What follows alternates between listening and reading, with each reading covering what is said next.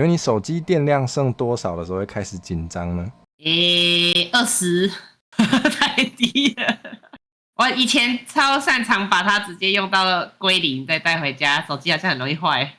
请问手机电量剩多少的时候你会开始紧张呢？不会啊，没电就没电。